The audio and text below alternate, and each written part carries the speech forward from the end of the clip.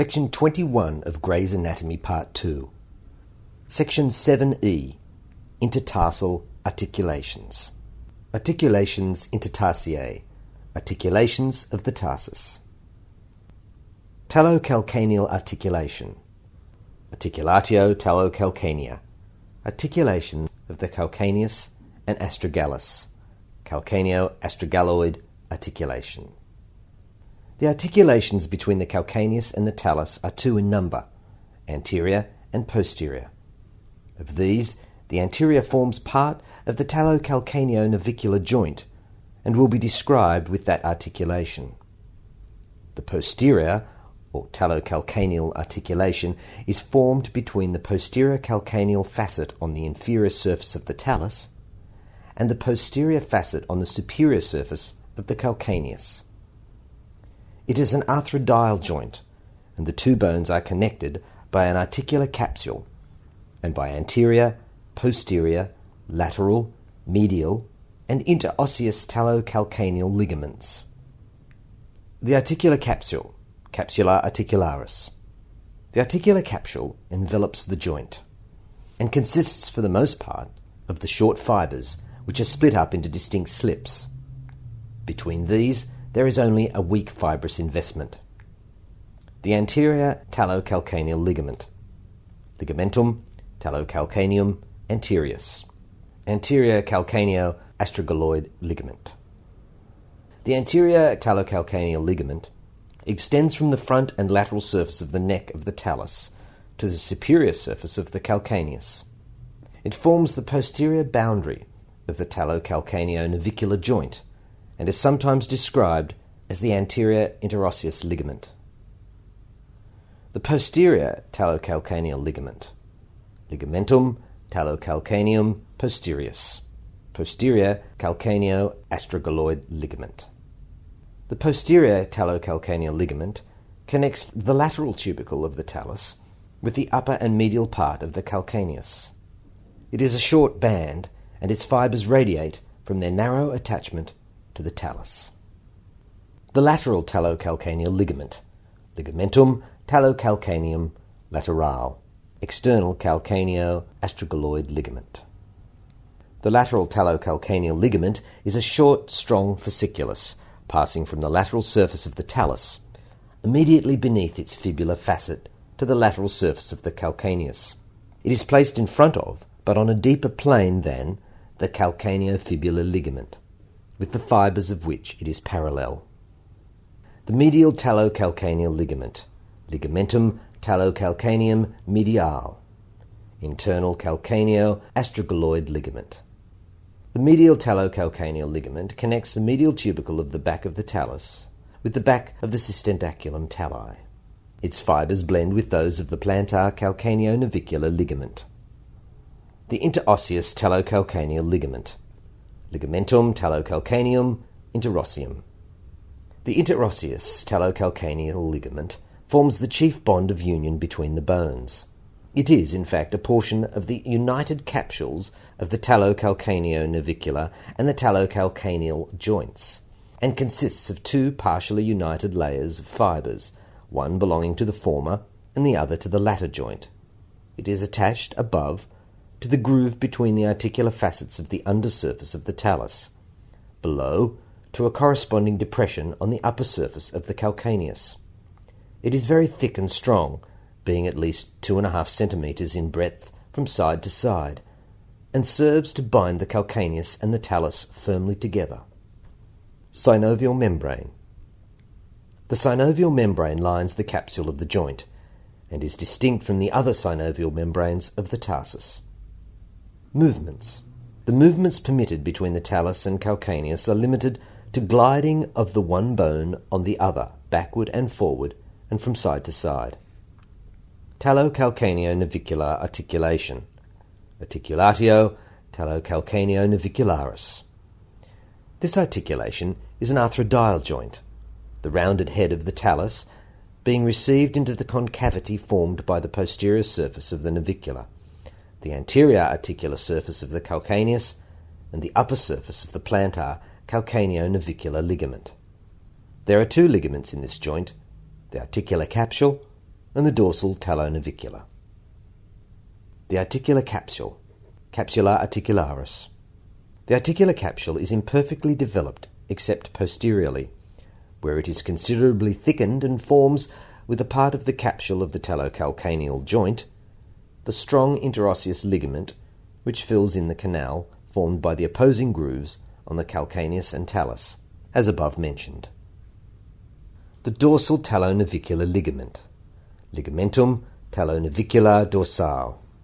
Superior astrogalonavicular ligament. This ligament is a broad, thin band which connects the neck of the talus to the dorsal surface of the navicular bone. It is covered by the extensor tendons. The plantar calcaneonavicular supplies the place of a plantar ligament for this joint.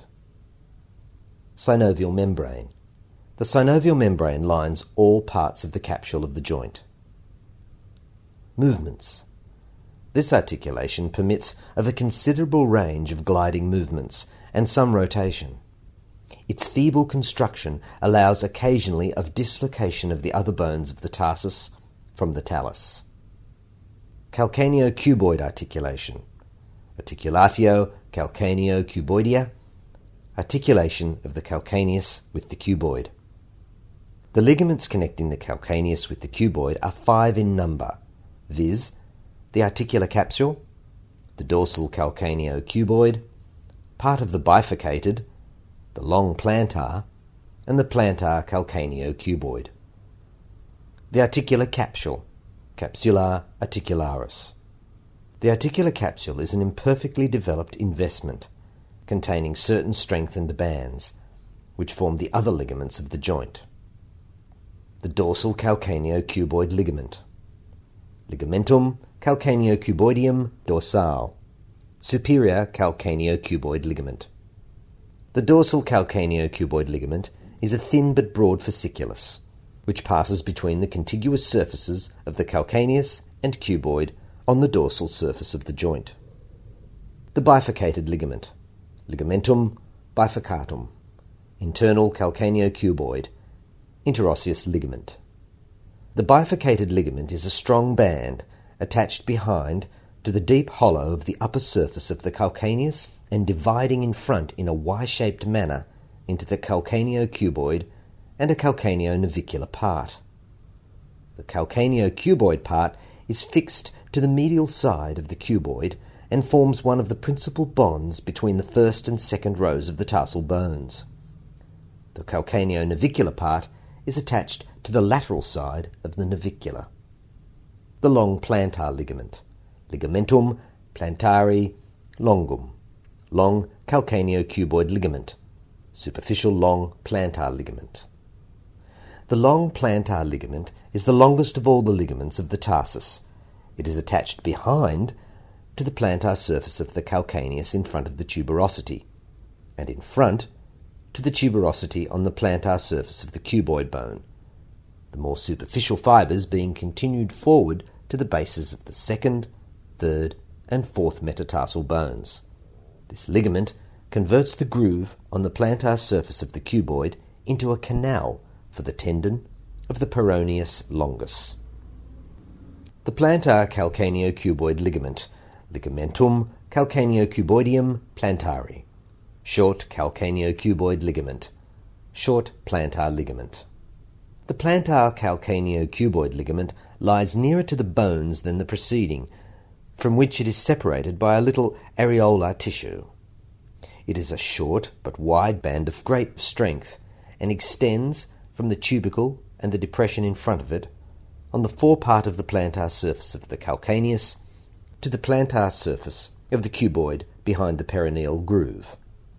Synovial membrane. The synovial membrane lines the inner surface of the capsule and is distinct from that of the other tarsal articulations.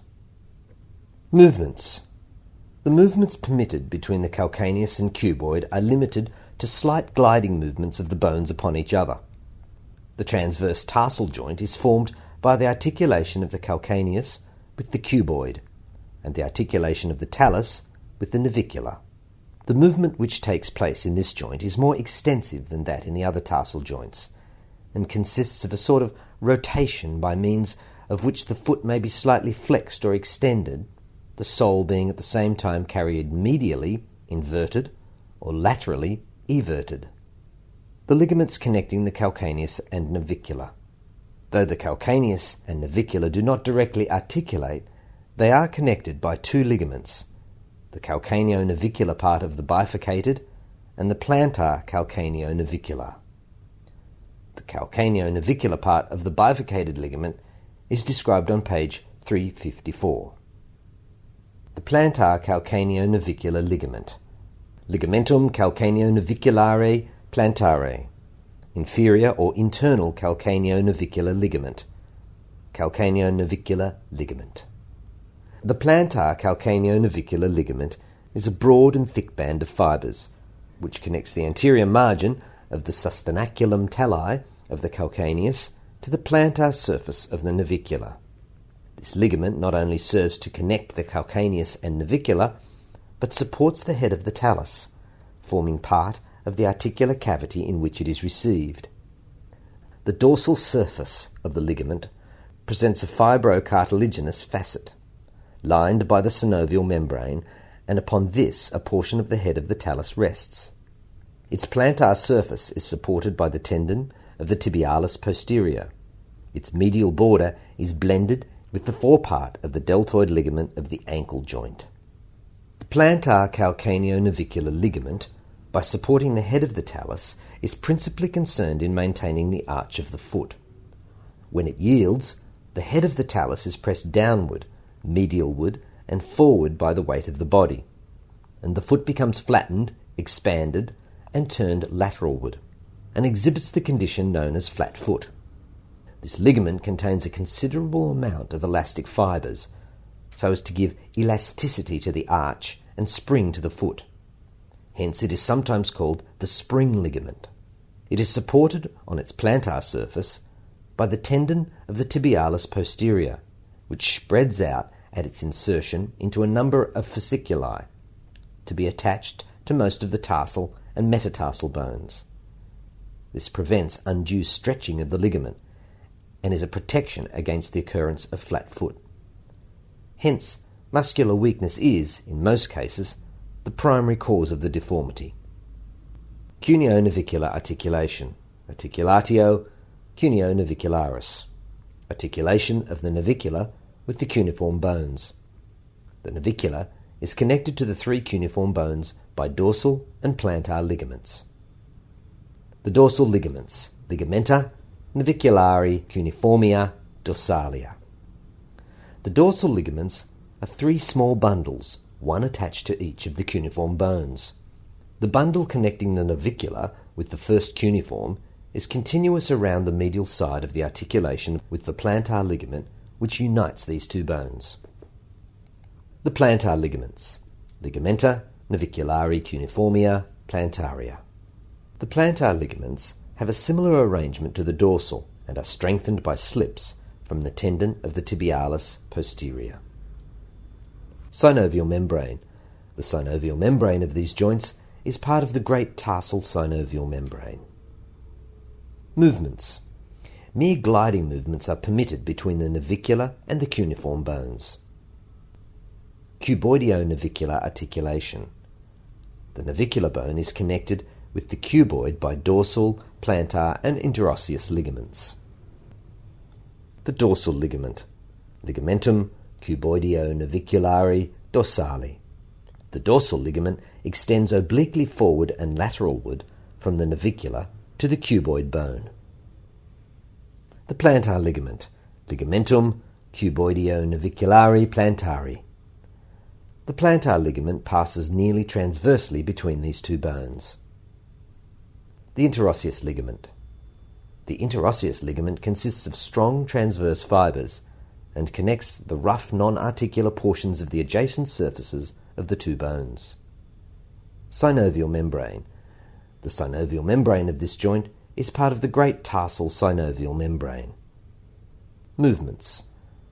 The movements permitted between the navicular and cuboid bones are limited to a slight gliding upon each other. Intercuneiform and cuneo-cuboid articulations. The three cuneiform bones and the cuboid are connected together by dorsal, plantar, and interosseous ligaments. The dorsal ligaments, ligamenta intercuneiformia dorsalia. The dorsal ligaments consist of three transverse bands. One connects the first with the second cuneiform, another the second with the third cuneiform, and another the third cuneiform with the cuboid. The plantar ligaments, ligamenta intercuneiformia plantaria. The plantar ligaments have a similar arrangement to the dorsal and are strengthened by slips from the tendon of the tibialis posterior. The interosseous ligaments, ligamenta intercuneiformia interossea. The interosseous ligaments consist of strong transverse fibres, which pass between the rough non-articular portions of the adjacent surfaces of the bones. Synovial membrane. The synovial membrane of these joints is part of the great tarsal synovial membrane. Movements. The movements permitted between these bones are limited to a slight gliding upon each other. End of section 21. Section 22 of Gray's Anatomy, Part 2. Tarsometatarsal Articulations. 1F. Tarsometatarsal Articulations. Articulations, Tarsometatarsal. These are arthrodial joints. The bones entering into their formation are the first, second, and third cuneiforms, and the cuboid, which articulate with the bases of the metatarsal bones. The first metatarsal bone articulates with the first cuneiform. The second is deeply wedged in between the first and third cuneiforms, articulating by its base with the second cuneiform. The third articulates with the third cuneiform, the fourth with the cuboid and third cuneiform, and the fifth with the cuboid. The bones are connected by dorsal, plantar, and interosseous ligaments. The dorsal ligaments, ligamenta tarsometatarsi dorsalia. The dorsal ligaments are strong, flat bands. The first metatarsal is joined to the first cuneiform by a broad, thin band. The second has three, one from each cuneiform bone. The third has one from the third cuneiform. The fourth has one from the third cuneiform and one from the cuboid, and the fifth one from the cuboid. The plantar ligaments, ligamenta tarsometatarsi plantaria. The plantar ligaments consist of longitudinal and oblique bands, disposed with less regularity than the dorsal ligaments. Those for the first and second metatarsals are the strongest. The second and third metatarsals are joined by oblique bands to the first cuneiform. The fourth and fifth metatarsals are connected by a few fibers to the cuboid. The interosseous ligaments, ligamenta cuneometatarsi interossea. The interosseous ligaments are three in number. The first is the strongest and passes from the lateral surface of the first cuneiform to the adjacent angle of the second metatarsal. The second connects the third cuneiform with the adjacent angle of the second metatarsal. The third connects the lateral angle of the third cuneiform with the adjacent side of the base of the third metatarsal. Synovial membrane. The synovial membrane between the first cuneiform and the first metatarsal forms a distinct sac. The synovial membrane between the second and third cuneiforms behind and the second and third metatarsal bones in front is part of the great tarsal synovial membrane. Two prolongations are sent forward from it, one between the adjacent sides of the second and third, and another between those of the third and fourth metatarsal bones. The synovial membrane between the cuboid and the fourth and fifth metatarsal bones forms the distinct sac. From it a prolongation is sent forward between the fourth and fifth metatarsal bones. Movements. The movements permitted between the tarsal and metatarsal bones are limited to slight gliding of the bones upon each other. Nerve supply. The intertarsal and tarsometatarsal joints are supplied by the deep peroneal nerve. 7G. Intermetatarsal Articulations. Articulations, Entometatarsi. The base of the first metatarsal is not connected with that of the second by any ligaments. In this respect the great toe resembles the thumb. The bases of the other four metatarsals are connected by the dorsal, plantar, and interosseous ligaments. The dorsal ligaments. Ligamenta basium. Os metatars dorsalia. Pass transversely between the dorsal surfaces of the bases of the adjacent metatarsal bones. The plantar ligaments. Ligamenta basium. Os metatars plantaria. The plantar ligaments have a similar arrangement to the dorsal. The interosseous ligaments. Ligamenta basium. Os metatars interossea. The interosseous ligaments consist of strong transverse fibers which connect the rough non-articular portions of the adjacent surfaces. Synovial membranes. The synovial membranes between the second and third, and the third and fourth metatarsal bones are part of the great tarsal synovial membrane. That between the fourth and fifth is a prolongation of the synovial membrane of the cuboideo-metatarsal joint. Movements. The movement permitted between the tarsal ends of the metatarsal bones is limited to a slight gliding of the articular surfaces upon one another. The heads of all the metatarsal bones are connected together by the transverse metatarsal ligament. The transverse metatarsal ligament. The transverse metatarsal ligament is a narrow band which runs across and connects together the heads of all the metatarsal bones. It is blended anteriorly with the plantar glenoid ligaments of the metatarsophalangeal articulations. Its plantar surface is concave where the flexor tendons run below it. Above it the tendons of the interossei pass to their insertions. It differs from the transverse metacarpal ligament in that it connects the metatarsal to the others. The synovial membranes in the tarsal and tarsometatarsal joints.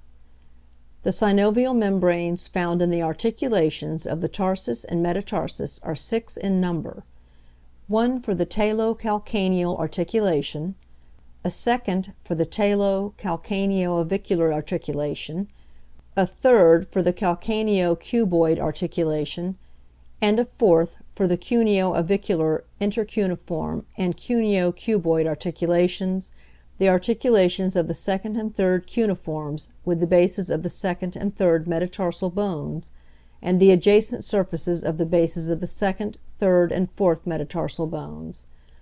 A fifth for the first cuneiform with the metatarsal bone of the great toe, and a sixth for the articulation of the cuboid with the fourth and fifth metatarsal bones. A small synovial cavity is sometimes found between the contiguous surfaces of the navicular and cuboid bones. End of section 22. Section 23 of Gray's Anatomy, Part 2. Metatarsophalangeal Articulations.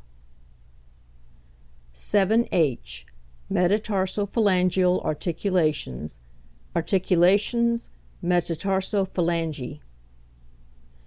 The metatarsophalangeal articulations are of the condyloid kind, formed by the reception of the rounded heads of the metatarsal bones in shallow cavities on the ends of the first phalanges.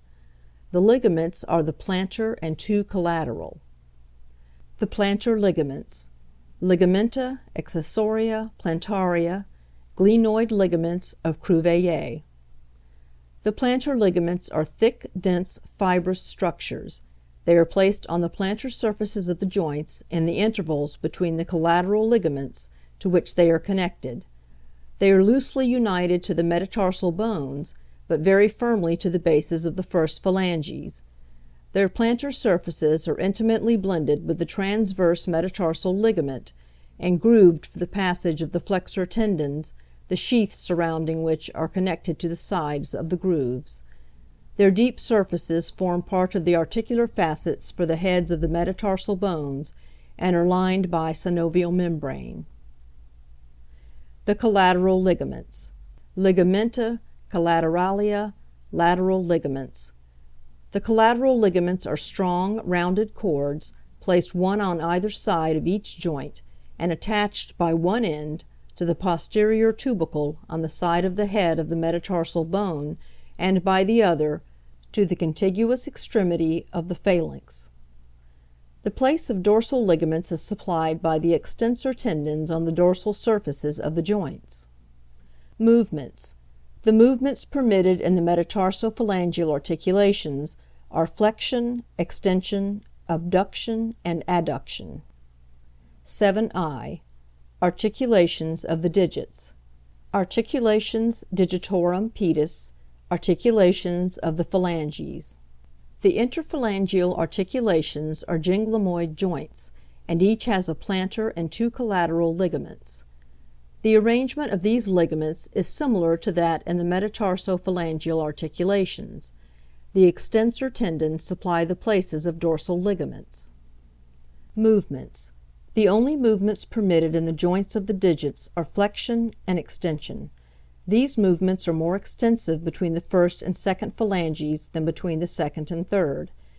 The amount of flexion is very considerable, but extension is limited by the plantar and collateral ligaments. 7j. Arches of the foot. In order to allow it to support the weight of the body in the erect posture with the least expenditure of material, the foot is constructed of a series of arches formed by the tarsal and metatarsal bones, and strengthened by the ligaments and tendons of the foot. The main arches are the antero-posterior arches, which may for descriptive purposes be regarded as divisible into two types, a medial and a lateral.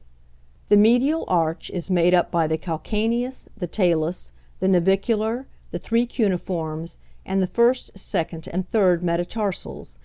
Its summit is at the superior articular surface of the talus, and its two extremities or piers, on which it rests in standing, are the tuberosity on the plantar surface of the calcaneus posteriorly, and the heads of the first, second, and third metatarsal bones anteriorly. The chief characteristic of this arch is its elasticity, due to its height and to the number of small joints between its component parts. Its weakest part, that is, the part most liable to yield from overpressure, is the joint between the talus and navicular, but this portion is braced by the plantar calcaneo-navicular ligament, which is elastic and is thus able to quickly restore the arch to its pristine condition when the disturbing force is removed.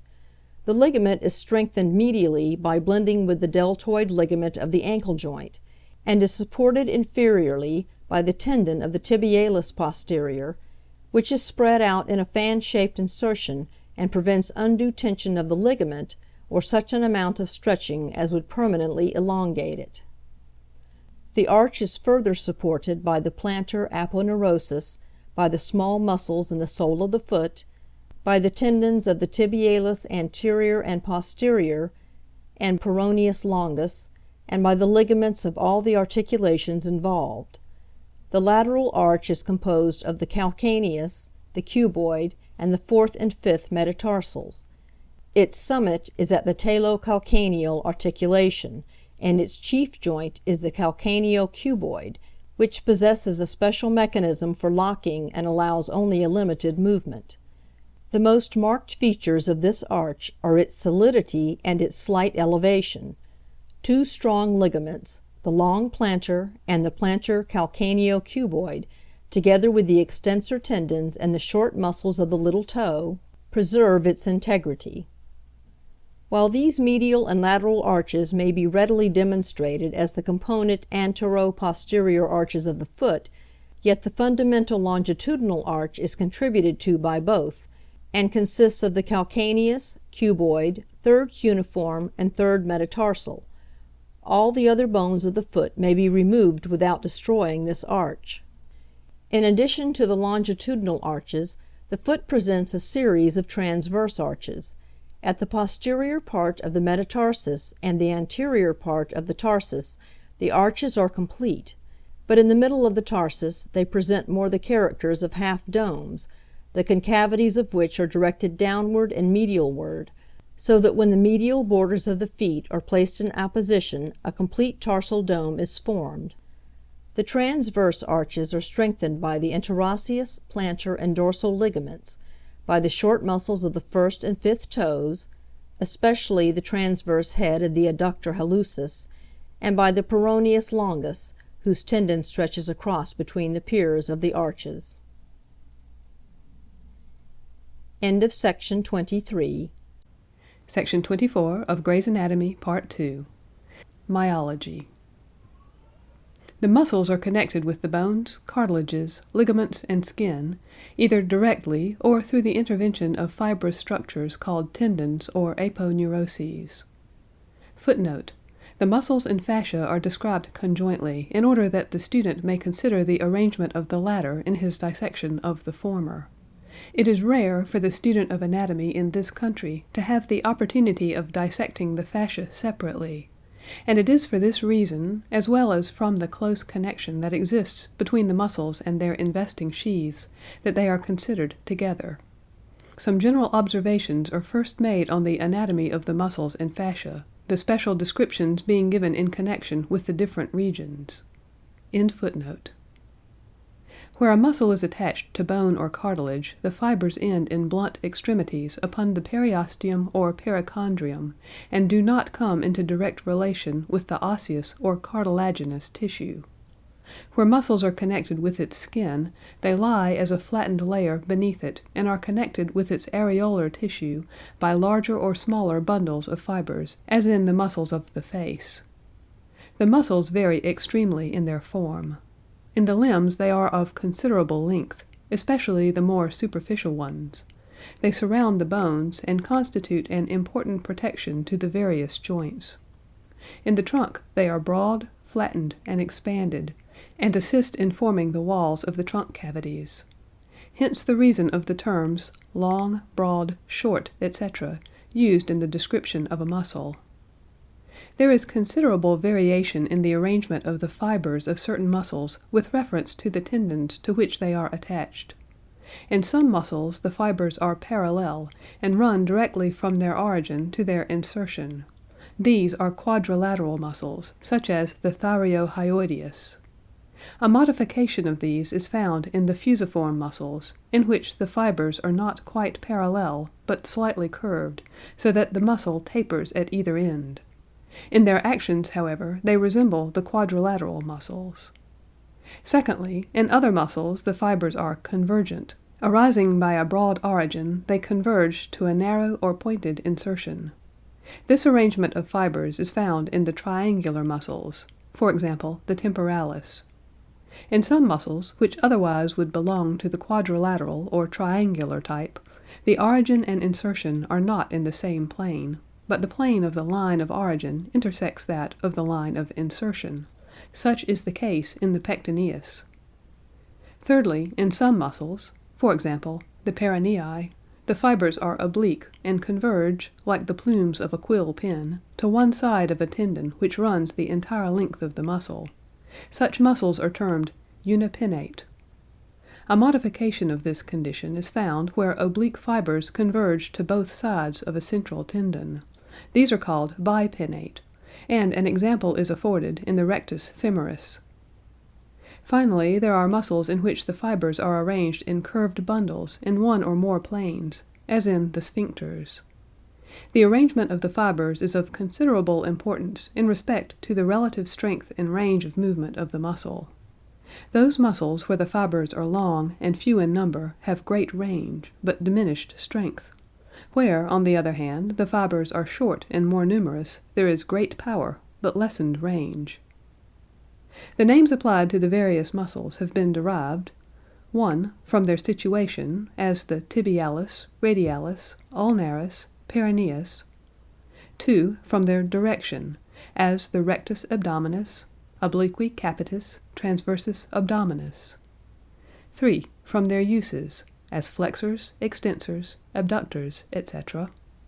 4. From their shape, as the deltoideus, rhomboideus. 5. From the number of their divisions, as the biceps and triceps. 6. From their points of attachment, as the sternocleidomastoideus, sternohyoideus, sternothyroideus. In the description of a muscle, the term origin is meant to imply its more fixed or central attachment, and the term insertion the movable point on which the force of the muscle is applied. But the origin is absolutely fixed in only a small number of muscles, such as those of the face which are attached by one extremity to immovable bones, and by the other to the movable integument. In the greater number the muscle can be made to act from either extremity. In the dissection of the muscles, attention should be directed to the exact origin, insertion, and actions of each, and to its more important relations with surrounding parts. While accurate knowledge of the points of attachment of the muscles is of great importance in the determination of their actions, it is not to be regarded as conclusive. The action of the muscle deduced from its attachments, or even by pulling on it in the dead subject, is not necessarily its action in the living. By pulling, for example, on the brachioradialis in the cadaver, the hand may be slightly supinated when in the prone position, and slightly pronated when in the supine position. But there is no evidence that these actions are performed by the muscle during life. It is impossible for an individual to throw into action any one muscle. In other words, movements, not muscles, are represented in the central nervous system. To carry out a movement, a definite combination of muscles is called into play, and the individual has no power either to leave out a muscle from this combination, or to add one to it. One or more muscle of the combination is the chief moving force. When this muscle passes over more than one joint, other muscles, synergic muscles, come into play to inhibit the movements not required. A third set of muscles, fixation muscles, fix the limb, for example, in the case of the limb movements, and also prevent disturbances of the equilibrium of the body generally. As an example, the movement of the closing of the fist may be considered. 1. The prime movers are the flexores digitorum, flexor pollicis longus, and the small muscles of the thumb. 2. The synergic muscles are the extensores carpi, which prevent flexion of the wrist, while 3. The fixation muscles are the biceps and triceps brachii, which steady the elbow and shoulder. A further point which must be borne in mind in considering the actions of muscles is that in certain positions a movement can be effected by gravity, and in such a case the muscles acting are the antagonists of those which might be supposed to be in action. Thus, in flexing the trunk when no resistance is interposed, the sacrospinales contract to regulate the action of gravity, and the recti abdominis are relaxed. Footnote: consult in this connection the Cronian Lectures, 1903, on Muscular Movements and Their Representation in the Central Nervous System, by Charles E. Beaver, M.D. End footnote. By a consideration of the action of the muscles, the surgeon is able to explain the causes of displacement in various forms of fracture, and the causes which produce distortion in various deformities, and, consequently, to adopt appropriate treatment in each case. The relations also of some of the muscles, especially those in immediate apposition with the larger blood vessels, and the surface markings they produce, should be remembered, as they form useful guides in the application of ligatures to those vessels. End of section 24. Section 25 of Gray's Anatomy, Part 2. Mechanics of Muscle. In studying the mechanical action of muscles, the individual muscle cannot always be treated as a single unit, since different parts of the same muscle may have entirely different actions, as with the pectoralis major, the deltoid, and the trapezius, where the nerve impulses control and stimulate different portions of the muscle in succession or at different times. Most muscles are, however, in a mechanical sense, units. But in either case, the muscle fibers constitute the elementary motor elements. The direction of the muscle pull. In those muscles where the fibers always run in a straight line from origin to insertion in all positions of the joint, a straight line joining the middle of the surface of origin with the middle of the insertion surface will give the direction of the pull. If, however, the muscle or its tendon is bent out of a straight line by a bony process or ligament so that it runs over a pulley-like arrangement, the direction of the muscle pull is naturally bent out of line. The direction of the pull in such cases is from the middle point of insertion to the middle point of the pulley where the muscle or tendon is bent.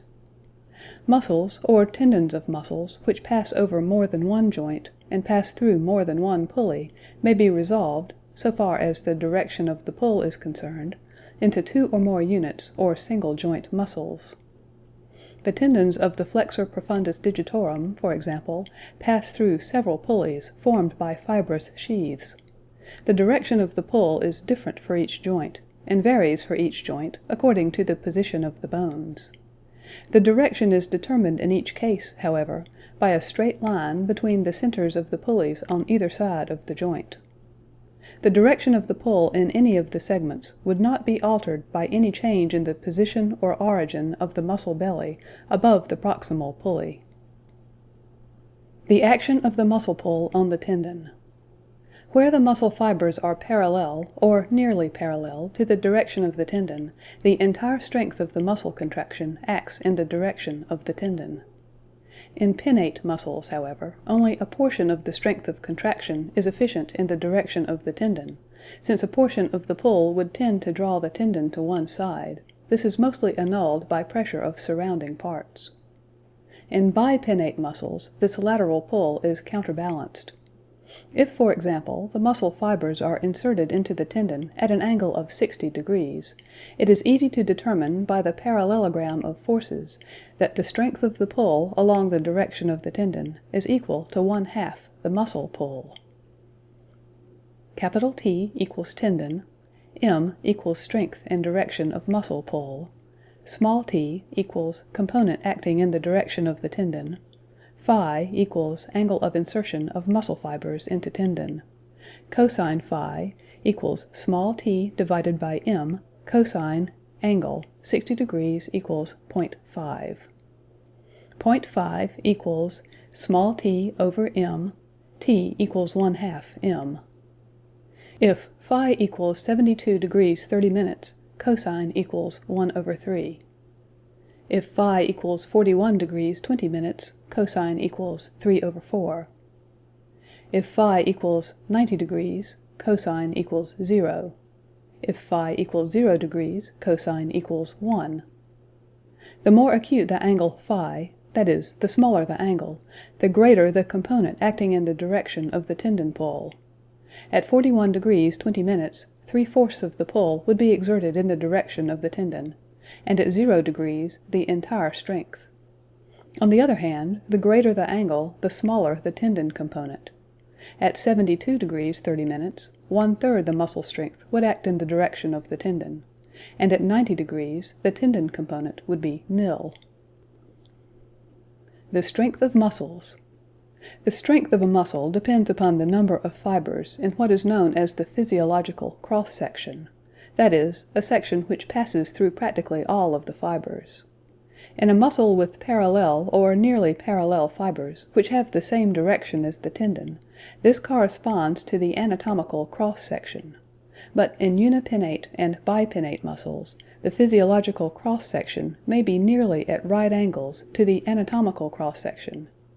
Since Huber has shown that muscle fibers in a single fasciculus of a given muscle vary greatly in length, in some fasciculi from 9 mm to 30.4 mm, it is unlikely that the physiological cross-section will pass through all the fibers. Estimates have been made of the strength of muscles, and it is probable that coarse fibred muscles are somewhat stronger per square centimeter of physiological cross-section than are the fine fibred muscles. Fick estimates the average strength as about 10 kilograms per square centimeter. This is known as the absolute muscle strength. The total strength of a muscle would be equal to the number of square centimeters in its physiological cross-section times 10 kilograms. The work accomplished by muscles. For practical uses, this should be expressed in kilogram meters. In order to reckon the amount of work which a muscle can perform under the most favorable conditions, it is necessary to know 1. Its physiological cross-section, 2. The maximum shortening, and 3. The position of the joint when the latter is obtained. Work equals lifted weight times height through which the weight is lifted, or work equals tension times distance. Tension equals physiological cross-section times absolute muscle strength. If a muscle has a physiological cross-section of 5 square centimeters, its tension strength equals 5 times 10, or 50 kilograms. If it shortens 5 centimeters, the work equals 50 times 0.05 equals 2.5 kilogram meters.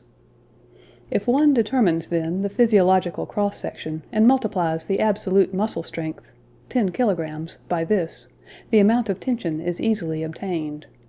Then one must determine only the amount of shortening of the muscle for any particular position of the joint, in order to determine the amount of work the muscle can do, since work equals tension times distance. The tension of a muscle is, however, not constant during the course of contraction, but is continually decreasing during contraction. It is at a maximum at the beginning and gradually decreases. This can be illustrated by the work diagram. AMD ordinate equals tension. AVX abscissa equals shortening. AD equals tension of muscle in extended or antagonistic position. AV equals amount of actual shortening. AM equals tension in mid-position equals absolute muscle strength. DV shows how the tension sinks from maximum in the extended position of the muscle, where it is about double that in the mid-position, M, to nothing on complete contraction. Delta ADV equals work diagram. In reality, the hypotenuse is not straight, but has a concave curve. The delta has the same area as the rectangle AMM''V. AM equals the average tension. Work equals AM times AV kilogram meters, if the size of the ordinate is expressed in kilograms and the abscissa in meters. Although the muscle works with a changing tension, yet the accomplishment is the same as if it were contracting with the tension of the mid-position. In reality, the amount of work is somewhat greater, since even in extreme contraction, the muscle still retains a certain amount of tension, so that the maximum amount of work is more nearly like ADX. We know that a muscle may have an extreme actual shortening of about 80% of its length when the tendon of insertion is cut. The trapezoid ADSV represents more nearly the amount of work, but since there are only approximate values and ADSV is not much larger than AM'V, we may use the latter. Only the tension and amount of shortening are needed to determine the amount of work of the muscle. Neither the lever arm nor the fiber angle in pinnate muscles need be considered.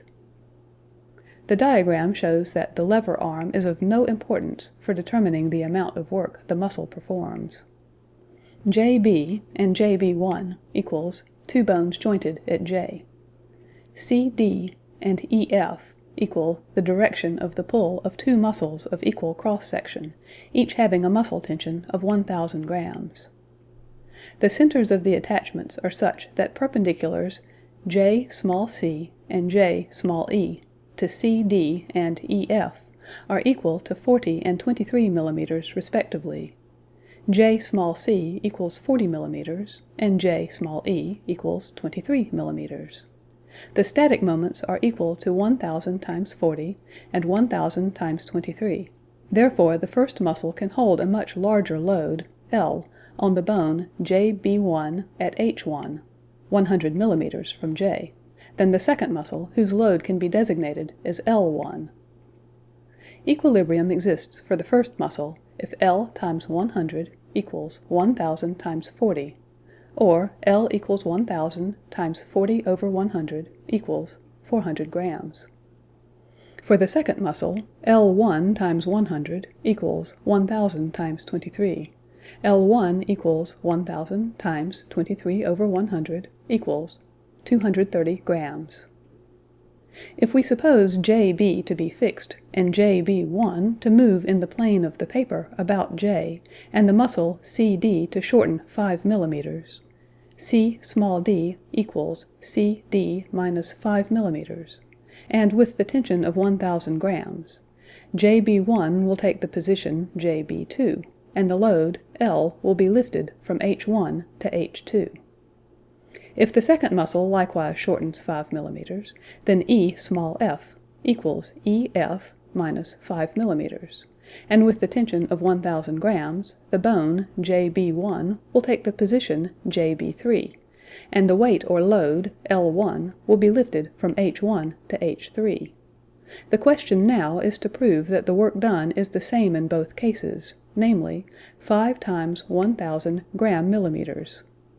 If so, 400 times H1 H2 equals 230 times H1 H3 equals 5,000 gram millimeters. Since the two radii C small d and C small d prime are very long as compared with the arc small d d prime, we may consider this short arc as a line to CD at small d prime. Likewise the arc small f prime may be considered as a straight line to EF. In the same manner we can consider the short arcs f, d small d, H1 H2, and H1 H3 to the line JB1. The sides d small d prime and f prime of the delta d small d prime and f prime are each 5 millimeters. The lever arm dj equals 60 millimeters, and jf equals 30 millimeters. The delta d prime is similar to the delta d small c j. Hence d small d to 5 is to 60 to 40. D small d equals 300 divided by 40. Also H1 H2 to d small d as to 100 to 60. H1 H2 to 300 over 40 as to 100 to 60. H1 H2 equals 300 divided by 24. Hence f to 5 is to 30 to 23. F equals 150 divided by 23. Also H1 H3 is to f as to 100 to 30. H1 H3 is to 150 over 23 as 100 to 30. H1 H3 equals 1500 over 69. 400 times 300 divided by 24 equals 230 times 1500 divided by 69 equals 5000. Thus we see that the work of the two muscles depends on the size of the contraction and on the tension, and not on the lever arm in very small contractions, or in the summation of such contractions, and therefore for large contractions. In the first muscle a large load is moved through a short distance, and in the second muscle a lighter load is moved through a greater distance. The amount of work accomplished by pinnate muscles is not dependent upon the angle of insertion of the muscle fibers into the tendon, as will be seen by the following diagram. T' equals direction of the tendon pull. WA equals direction of muscle fiber before contraction. M' equals direction of muscle fiber after contraction. V equals amount of contraction. M equals tension of the muscle. Phi equals angle of insertion of muscle fiber. T equals tendon component equals M times cosine phi equals the weight carried by the tendon to balance the muscle tension. D equals distance tendon is drawn up. 1 M times V equals work done by the muscle fiber. 2 T times D equals work done by the movement of the tendon. If we consider the distance V as being very short, then the line BC can be dealt with as though it were perpendicular to AC. Then V equals D times cosine phi, or D equals V over cosine phi. Since T equals M times cosine phi, or M equals T over cosine phi. M times V equals T over cosine phi times d times cosine phi equals t times d. If this is true for very minute contractions, it is likewise true for a series of such contraction, and hence for larger contractions. If we assume that phi equals 60 degrees, m equals 10 kilograms, and v equals 5 millimeters, the work done by the contracting muscle fiber equals mv, or 10 times 5 kilogram millimeters. Cosine angle 60 degrees equals 1/2. Hence t equals 1/2 m, and d equals v over 1/2 equals 2v. 1/2 m equals 5 kilograms, and 2v equals 10 millimeters. Hence Td equals 50 kilogram millimeters, or the work done by the movement of the tendon in lifting the load of 5 kilograms a distance of 10 millimeters, and is exactly the same as that done by the muscle fiber. The load on the tendon is but 1/2 the tension of the muscle, but the distance through which the load is lifted is twice that of the amount of shortening of the muscle. If phi equals 41 degrees 20 minutes, then cosine phi equals 3 over 4. Hence t equals 3/4 m, and d equals 4/3 v, and td equals mv. In pinnate muscles, then, we have the rather unexpected condition in which the same amount of movement of the tendon can be accomplished with less contraction of the muscle than in muscles where the fibers have the same direction as the tendon. The action of muscles on joints. If we consider now the action of a single muscle extending over a single joint, in which one bone is fixed and the other movable, we will find that muscle pull can be resolved into two components, a turning component and a friction or pressure component, as shown in Figure 369. dF equals the fixed bone from which the muscle takes its origin. dK equals the movable bone.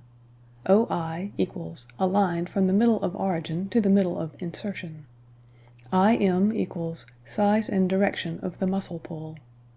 If the parallelogram is constructed with IT and MB perpendicular to DK, then IT equals the turning component, and IB equals the component which acts against the joint. The size of the two components depends upon the insertion angle, phi. The smaller this angle, the smaller the turning component, and the nearer this angle phi is to 90 degrees, the larger the turning component.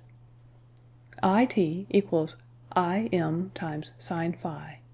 IB equals IM times cosine phi. If phi equals 90 degrees, cosine phi equals 0, sine phi equals 1, hence IB equals 0, and IT equals IM. If phi equals 0 degrees, cosine phi equals 1, sine phi equals 0, hence IB equals 1, and IT equals 0. With movements of the bone dk, the angle of insertion is continually changing, and hence the two components are changing in value.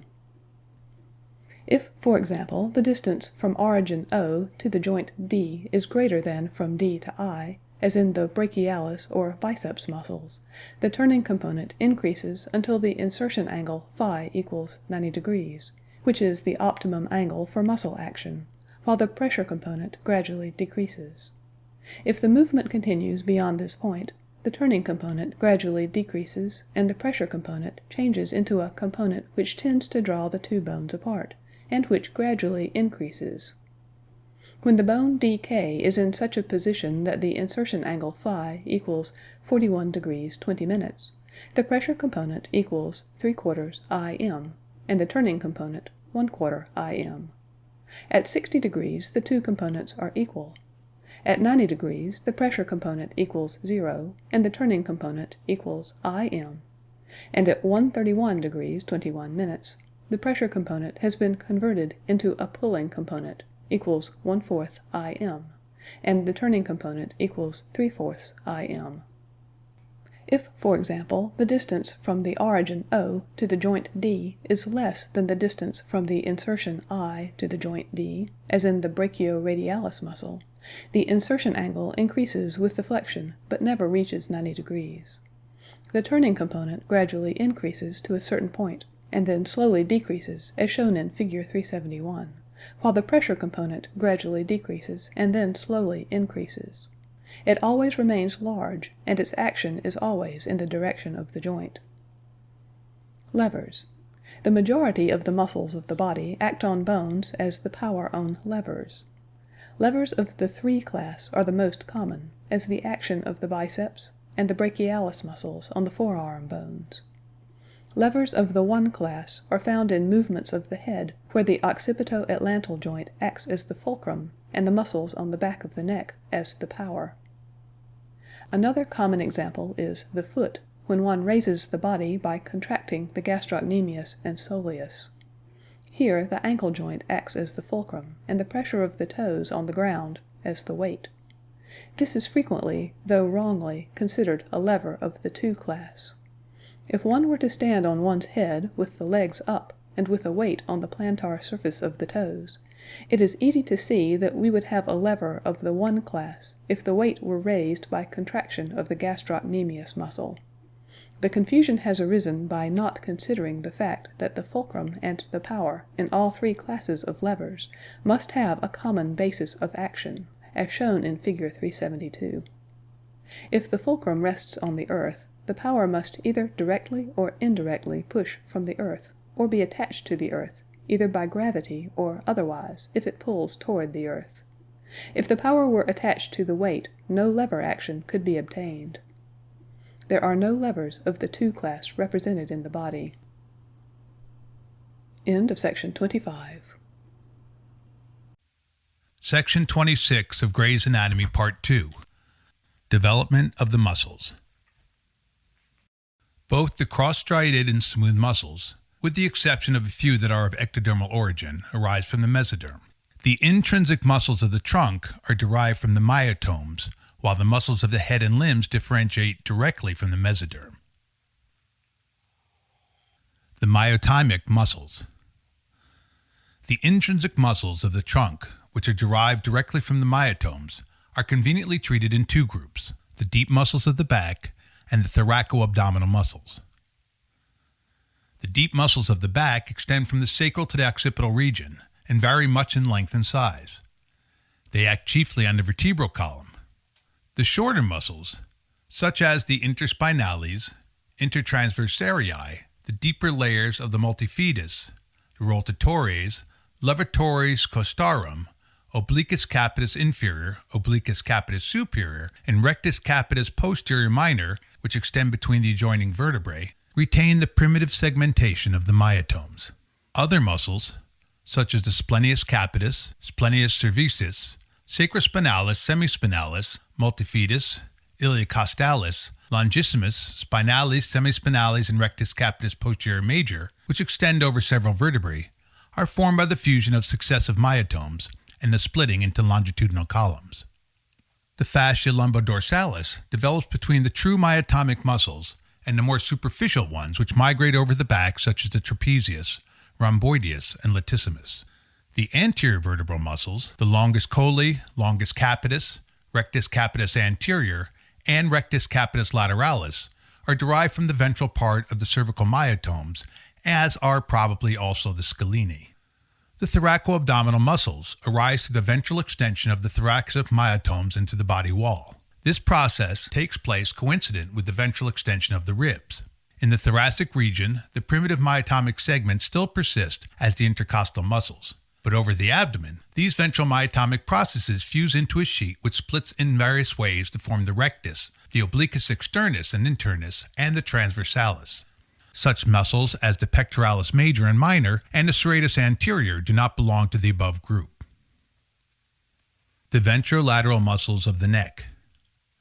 The intrinsic muscles of the tongue, the infrahyoid muscles, and the diaphragm are derived from a more or less continuous premuscle mass which extends on each side from the tongue into the lateral region of the upper half of the neck, and into it early extend the hypoglossal and branches of the upper cervical nerves.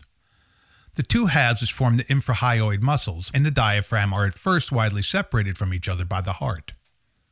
As the latter descends into the thorax, the diaphragmatic portion of each lateral mass is carried with its nerve down into the thorax, and laterally placed infrahyoid muscles move towards the midventral line of the neck.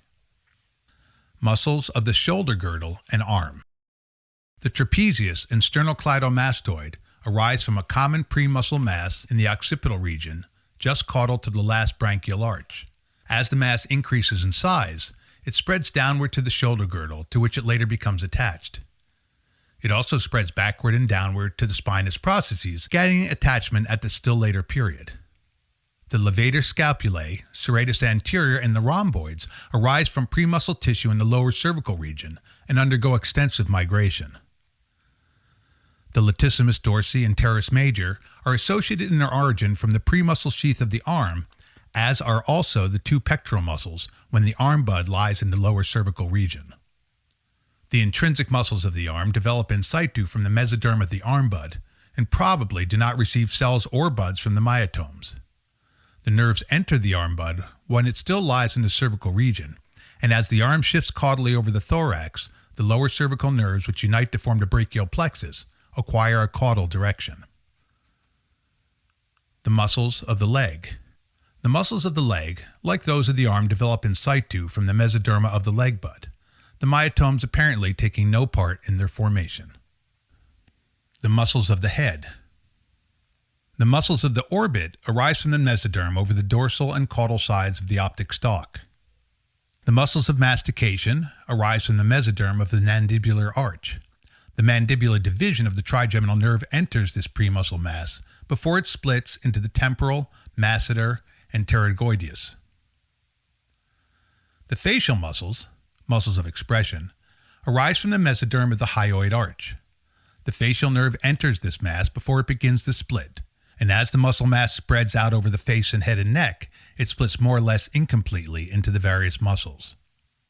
The early differentiation of the muscular system apparently goes on independently of the nervous system, and only later does it appear that muscles are dependent on the functional stimuli of the nerves for their continued existence and growth. Although the nervous system does not influence muscle differentiation, the nerves, owing to their early attachments to the muscle rudiments, are in a general way indicators of the position of origin of many of the muscles, and likewise, in many instances, the nerves indicate the paths along which the developing muscles have migrated during development.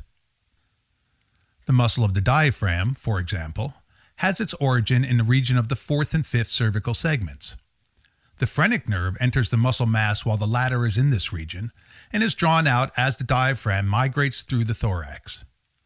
The trapezius and sternocleidomastoids arise in the lateral occipital region as a common muscle mass, into which, at a very early period, the nervus accessoris extends, and as the muscle mass migrates and extends caudally, the nerve is carried with it.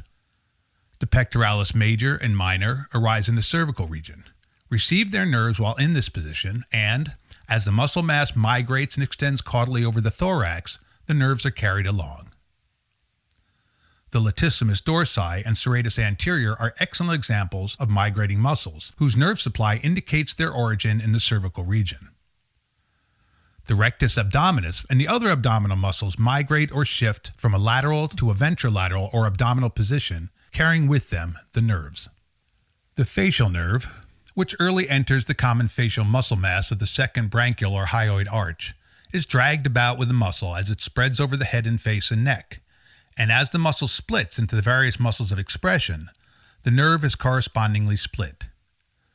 The mandibular division of the trigeminal nerve enters at an early time the muscle mass in the mandibular arch, and as this mass splits and migrates apart to form the muscles of mastication, the nerve splits into its various branches. The nerve supply then serves as a key to the common origin of certain groups of muscles. The muscles supplied by the oculomotor nerve arise from a single mass in the eye region. The lingual muscles arise from a common mass supplied by the hypoglossal nerve. Striped or voluntary muscle. Striped or voluntary muscle is composed of bundles of fibers, each enclosed in a delicate web called the perimysium, in contradistinction to the sheath of areolar tissue which invests the entire muscle, the epimysium. The bundles are termed fasciculi. They are prismatic in shape, of different sizes in different muscles, and are for the most part placed parallel to one another, though they have a tendency to converge towards their tendinous attachments. Each fasciculus is made up of a strand of fibers, which also run parallel with each other, and are separated from one another by a delicate connective tissue derived from the perimysium and termed endomysium. This does not form the sheath of fibers, but serves to support the blood vessels and nerves ramifying between them. A muscle fiber may be said to consist of a soft contractile substance enclosed in a tubular sheath named by Momen the sarcolemma. The fibers are cylindrical or prismatic in shape and are of no great length, not exceeding, as a rule, 40 millimeters. Huber has recently found that the muscle fibers in the adductor muscle of the thigh of the rabbit vary greatly in length, even in the same fasciculus. In a fasciculus 40 millimeters in length, the fibers varied from 30.4 millimeters to 9 millimeters in length. Their breadth varies in man from 0.01 to 0.1 millimeters. As a rule, the fibers do not divide or anastomose, but occasionally, especially in the tongue and facial muscles, they may be seen to divide into several branches. In the substance of the muscle, the fibers end by tapering extremities which are joined to the ends of other fibers by the sarcolemma. At the tendinous end of the muscle, the sarcolemma appears to blend with a small bundle of fibers into which the tendon becomes subdivided, while the muscular substance ends abruptly and can be readily made to retract from the point of junction. The areolar tissue between the fibers appears to be prolonged more or less into the tendon, so as to form a kind of sheath around the tendon bundles for a longer or shorter distance. When muscle fibers are attached to skin or mucous membranes, their fibers become continuous with those of the areolar tissue. The sarcolemma, or tubular sheath of the fiber, is a transparent, elastic, and apparently homogeneous membrane of considerable toughness, so that it sometimes remains entire when the included substance is ruptured. On the internal surface of the sarcolemma in Mammalia, and also in the substance of the fiber in frogs, elongated nuclei are seen, and in connection with these is a little granular protoplasm. Upon examination of a voluntary muscle fiber by transmitted light, it is found to be marked by alternate light and dark bands or striae, which pass transversely across the fiber. When examined by polarized light, the dark bands are found to be doubly refracting, anisotropic, while the clear stripes are single refracting, isotropic. The dark and light bands are of nearly equal breadth and alternate with great regularity.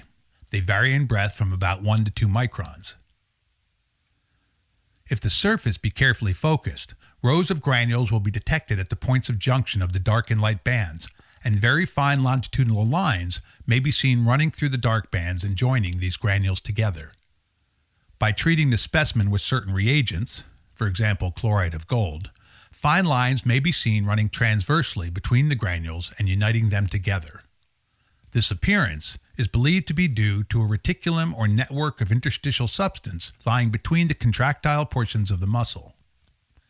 The longitudinal striation gives the fiber the appearance of being made up of a bundle of fibers which have been termed sarcostyles or muscle columns, and if the fiber be hardened in alcohol, it can be broken up longitudinally and the sarcostyles separated from each other. The reticulum, with its longitudinal and transverse meshes, is called sarcoplasm. In a transverse section, the muscle fiber is seen to be divided into a number of areas called the areas of Cohnheim, more or less polyhedral in shape and consisting of the transversely divided sarcostyles surrounded by transparent sarcoplasm. Upon closer examination, and by somewhat altering the focus, the appearances become more complicated and are susceptible of various interpretations. The transverse striation, which appears as a mere alternating of dark and light bands, is resolved into the appearance which shows a series of broad dark bands separated by light bands, each of which is divided into 2 by a dark dotted line.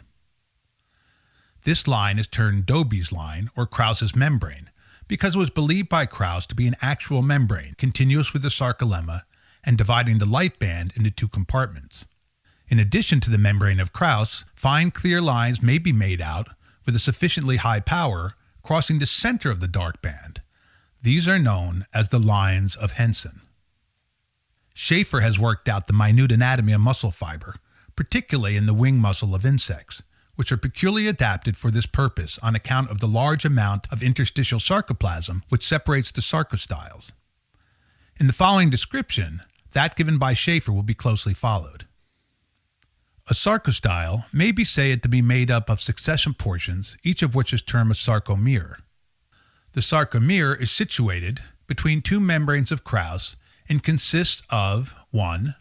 A a central dark part, which forms a portion of the dark band of the whole fiber and is named a sarcous element. This sarcous element really consists of two parts, superimposed one on top of the other, and when the fiber is stretched, these two parts become separated from each other at the line of Henson. 2. On either side of this central dark portion is a clear layer, most visible when the fiber is extended. This is situated between the dark center and the membrane of Krauss, and when the sarcomeres are joined together to form the sarcostyle, constitutes the light band of the striated muscle fiber. When the sarcostyle is extended, the clear intervals are well marked and plainly to be seen. When, on the other hand, the sarcostyle is contracted, that is to say when the muscle is in the state of contraction, these clear portions are very small, or they may have disappeared altogether. When the sarcostyle is stretched to its full extent, not only is the clear portion well marked, but the dark portion, the sarcous element, is separated into its two constituents along the line of Henson. The sarcous element does not lie free in the sarcomere, for when the sarcostyle is stretched so as to render the clear portion visible, very fine lines, which are probably septa, may be seen running through it from the sarcous element to the membrane of Krauss. Schaefer explains these phenomena in the following way.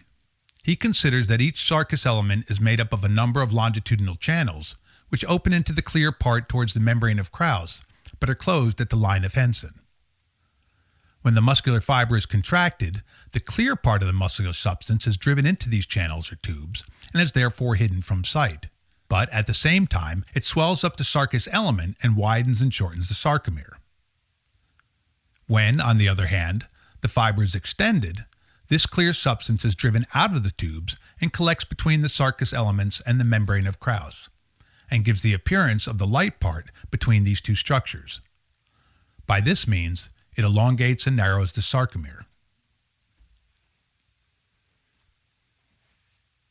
If this view be true, it is a matter of great interest and, as Schaefer has shown, harmonizes the contraction of muscle with the amoeboid action of protoplasm.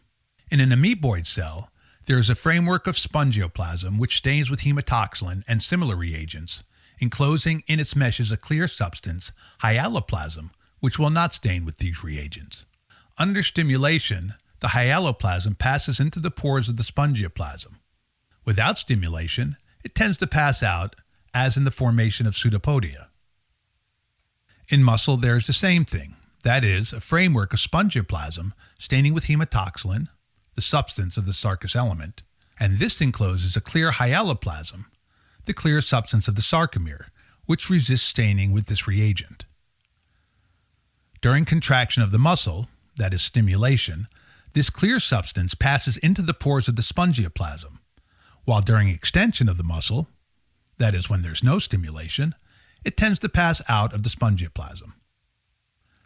In this way, the contraction is brought about. Under stimulation, the protoplasmic material, the clear substance of the sarcomere, recedes into the sarcous elements, causing the sarcomere to widen out and shorten.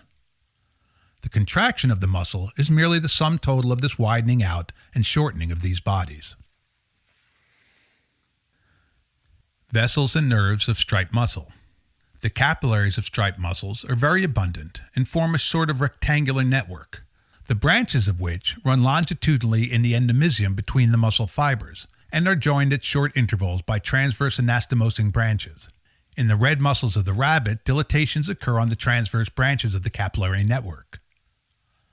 The larger vascular channels, arteries and veins, are found only in the perimysium, between the muscular fasciculi.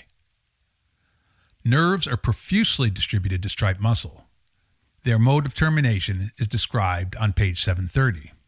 The existence of lymphatic vessels in striped muscle has not been ascertained, though they have been found in tendons and in the sheaths of muscles.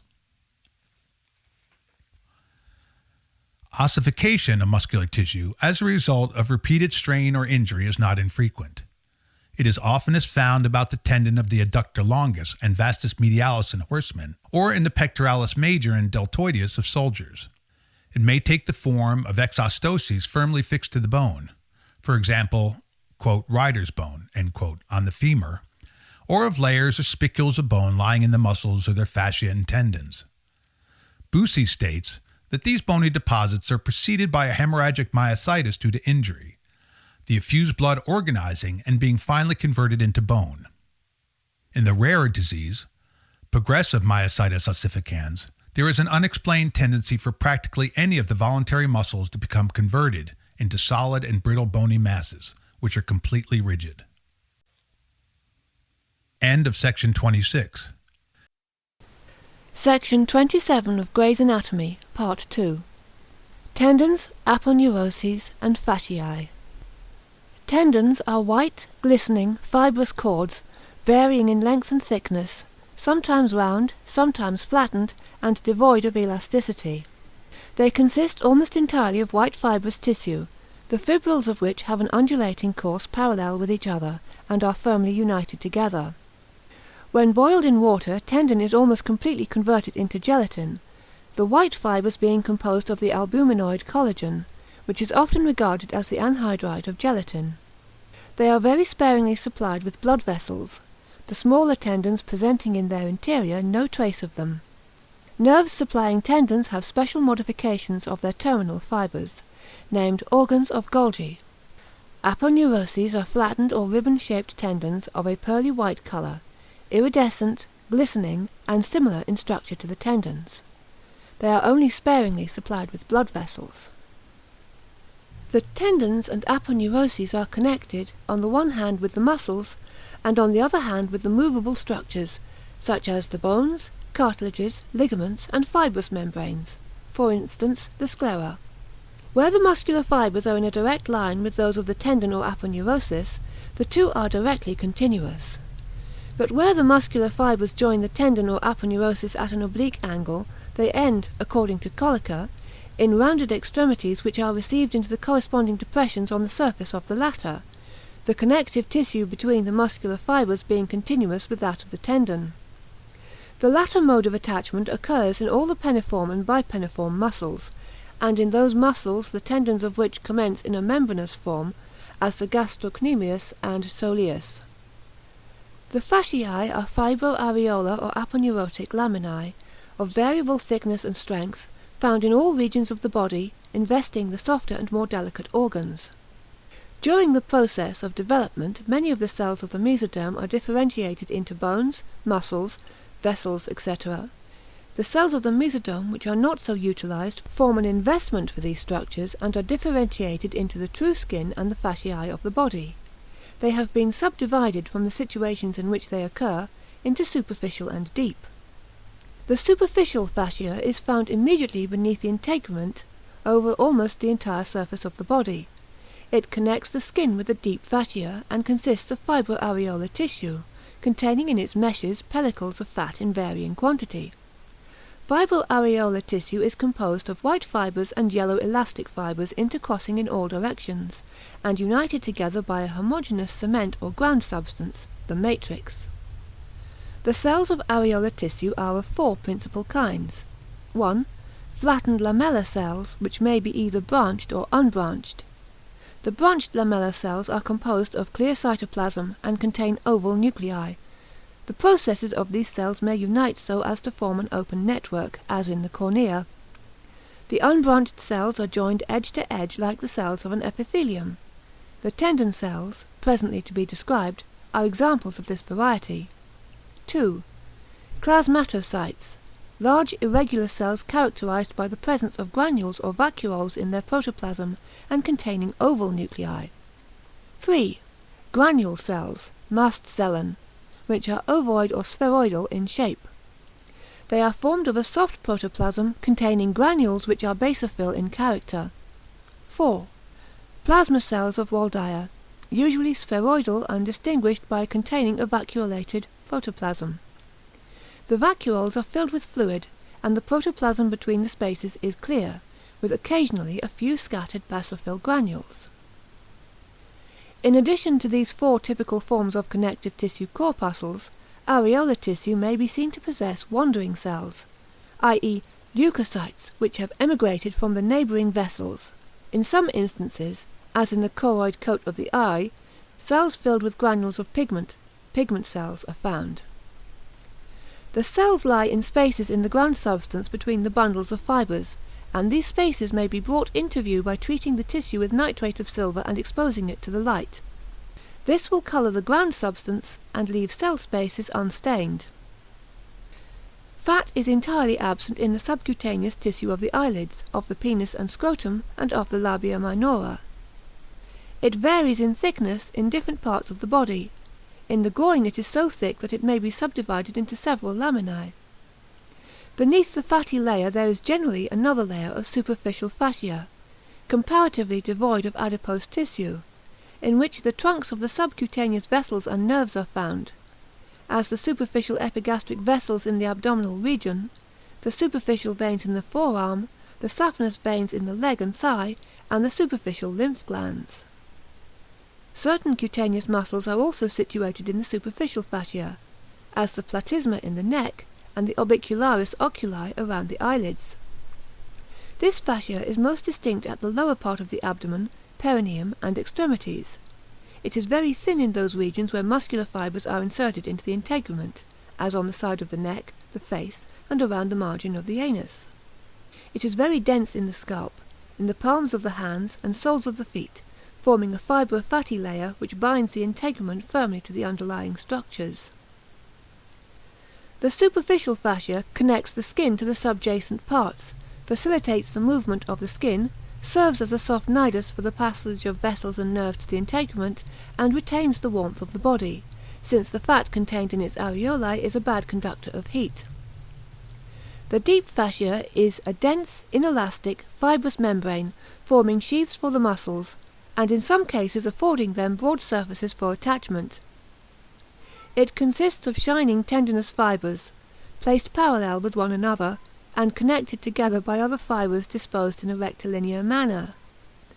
It forms a strong investment which not only binds down collectively the muscles in each region, but gives a separate sheath to each, as well as to the vessels and nerves. The fasciae are thick in unprotected situations, as on the lateral side of a limb, and thinner on the medial side. The deep fasciae assist the muscles in their actions by the degree of tension and pressure they make upon their surfaces. The degree of tension and pressure is regulated by the associated muscles, as, for instance, by the tensor fasciae latae and gluteus maximus in the thigh, by the biceps in the upper and lower extremities, and palmaris longus in the hand. In the limbs the fasciae not only invest the entire limb, but give off septa which separate the various muscles, and are attached to the periosteum. These prolongations of fasciae are usually spoken of as intermuscular septa. The fasciae and muscles may be arranged, according to the general division of the body, into those of the head and neck, of the trunk, of the upper extremity, and of the lower extremity. End of section 27. Section 28 of Gray's Anatomy, Part 2. Muscles of the scalp, eyelid, and nose. 4. The fasciae and muscles of the head. A. The muscles of the scalp. Epicranius. The skin of the scalp. This is thicker than in any other part of the body. It is intimately adherent to the superficial fascia, which attaches it firmly to the underlying aponeurosis and muscle. Movements of the muscle move the skin. The hair follicles are very closely set together and extend throughout the whole thickness of the skin. It also contains a number of sebaceous glands. The superficial fascia in the cranial region is a firm, dense, fibro-fatty layer, intimately adherent to the integument, and to the epicranius and its tendinous aponeurosis. It is continuous behind with a superficial fascia at the back of the neck and, laterally, is continued over the temporal fascia. It contains between its layers the superficial vessels and nerves and much granular fat. The epicranius, occipitofrontalis, is a broad, muscular fibrous layer which covers the whole of one side of the vertex of the skull from the occipital bone to the eyebrow. It consists of two parts, the occipitalis and the frontalis, connected by an intervening tendinous aponeurosis, the gallia aponeurotica. The occipitalis, thin and quadrilateral in form, arises by tendinous fibres from the lateral 2/3 of the superior nuchal line of the occipital bone and from the mastoid part of the temporal. It ends in the gallia aponeurotica.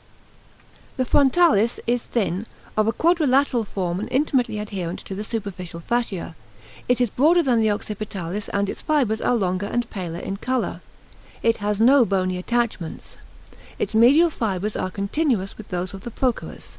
Its immediate fibres blend with the corrugator and orbicularis oculi, and its lateral fibres are also blended with the latter muscle over the zygomatic process of the frontal bone.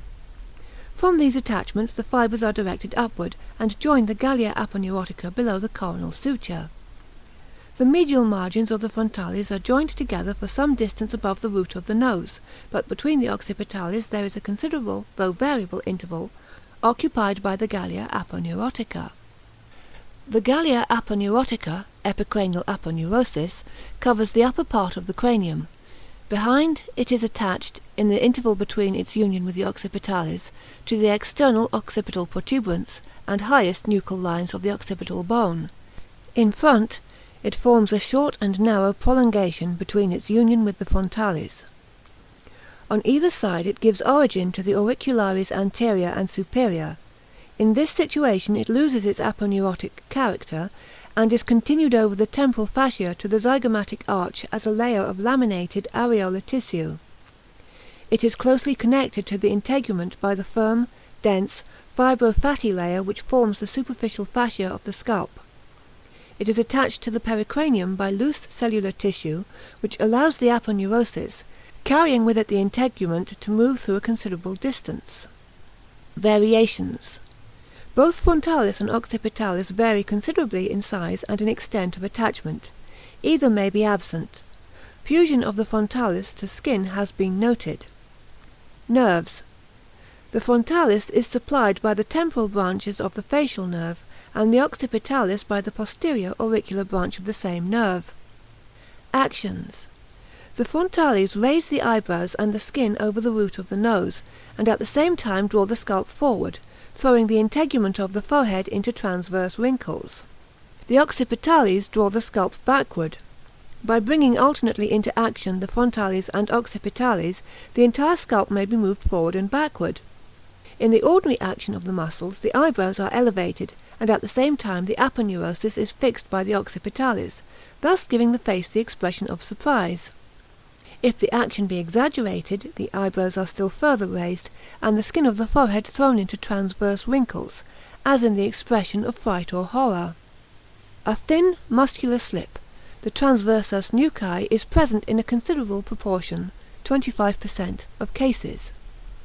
It arises from the external occipital protuberance or from the superior nuchal line, either superficial or deep to the trapezius.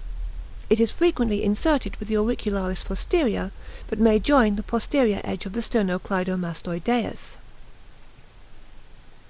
4b. The muscles of the eyelid. The muscles of the eyelids are levator palpebrae superioris, orbicularis oculi, corrugator. The levator palpebrae superioris is described with the anatomy of the eye. The orbicularis oculi, orbicularis palpebrarum, arises from the nasal part of the frontal bone, from the frontal process of the maxilla in front of the lacrimal groove, and from the anterior surface and borders of a short fibrous band, the medial palpebral ligament. From this origin the fibres are directed lateralward, forming a broad and thin layer, which occupies the eyelids of palpebrae, surrounds the circumference of the orbit, and spreads over the temple and downward on the cheek. The palpebral portion of the muscle is thin and pale. It arises from the bifurcation of the medial palpebral ligament, forms a series of concentric curves, and is inserted into the lateral palpebral raphe. The orbital portion is thicker and of a reddish colour. Its fibres form a complete ellipse without interruption at the lateral palpebral commissure. The upper fibres of this portion blend with the frontalis and corrugator. The lacrimal part, tensor tarsi, is a small thin muscle, about 6 mm in breadth and 12 mm in length, situated behind the medial palpebral ligament and lacrimal sac. It arises from the posterior crest and adjacent part of the orbital surface of the lacrimal bone, and, passing behind the lacrimal sac, divides into two slips, upper and lower, which are inserted into the superior and inferior tarsi, medial to the puncta lacrimalia. Occasionally it is very indistinct. The medial palpebral ligament, tendo oculi, about 4 mm in length and 2 mm in breadth, is attached to the frontal process of the maxilla in front of the lacrimal groove. Crossing the lacrimal sac, it divides into two parts, upper and lower, each attached to the medial end of the corresponding tarsus. As the ligament crosses the lacrimal sac, a strong aponeurotic lamina is given off from its posterior surface. This expands over the sac and is attached to the posterior lacrimal crest. The lateral palpebral raphe is a much weaker structure than the medial palpebral ligament. It is attached to the margin of the frontosphenoidal process of the zygomatic bone, and passes medialward to the lateral commissure of the eyelids, where it divides into two slips, which are attached to the margins of the respective tarsi. The corrugator. Note 79. The corrugator is not recognized as a separate muscle in the basal nomenclature. End of note 79. Corrugator supercilii is a small, narrow, pyramidal muscle placed at the medial end of the eyebrow, beneath the frontalis and orbicularis oculi. It arises from the medial end of the superciliary arch, and its fibres pass upward and lateralward between the palpebral and orbital portions of the orbicularis oculi, and are inserted into the deep surface of the skin above the middle of the orbital arch. Nerves. The orbicularis oculi and corrugator are supplied by the facial nerve. Actions. The orbicularis oculi is the sphincter muscle of the eyelids. The palpebral portion acts involuntarily, closing the lids gently, as in sleep or in blinking. The orbital portion is subject to the will. When the entire muscle is brought into action, the skin of the forehead, temple, and cheek is drawn toward the medial angle of the orbit, and the eyelids are firmly closed, as in photophobia. The skin thus drawn upon is thrown into folds, especially radiating from the lateral angle of the eyelids. These folds become permanent in old age, and form the so-called crow's feet. The levator palpebrae superioris is the direct antagonist of this muscle. It raises the upper eyelid and exposes the front of the bulb of the eye. Each time the eyelids are closed through the action of the orbicularis, the medial palpebral ligament is tightened. The wall of the lacrimal sac is thus drawn lateralward and forward, so that a vacuum is made in it and the tears are sucked along the lacrimal canals into it. The lacrimal part of the orbicularis oculi draws the eyelids and the ends of the lacrimal canals medialward and compresses them against the surface of the globe of the eye, thus placing them in the most favourable situation for receiving the tears. It also compresses the lacrimal sac. The corrugator draws the eyebrow downward and medialward, producing the vertical wrinkles of the forehead. It is the frowning muscle, and may be regarded as the principal muscle in the expression of suffering. 4c. The muscles of the nose. The muscles of the nose comprise procerus, nasalis, depressor septi, dilator naris posterior, dilator naris anterior. The procerus, pyramidalis nasi, is a small pyramidal slip arising by tendinous fibres from the fascia covering the lower part of the nasal bone and upper part of the lateral nasal cartilage. It is inserted into the skin over the lower part of the forehead between the two eyebrows, its fibres decussating with those of the frontalis. The nasalis, compressor naris, consists of two parts, transverse and alar. The transverse part arises from the maxilla, above and lateral to the incisive fossa. Its fibres proceed upward and medialward, expanding into a thin aponeurosis which is continuous on the bridge of the nose with that of the muscle of the opposite side, and with the aponeurosis of the procerus.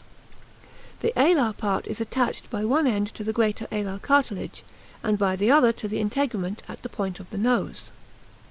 The depressor septi, depressor alae nasi, arises from the incisive fossa of the maxilla.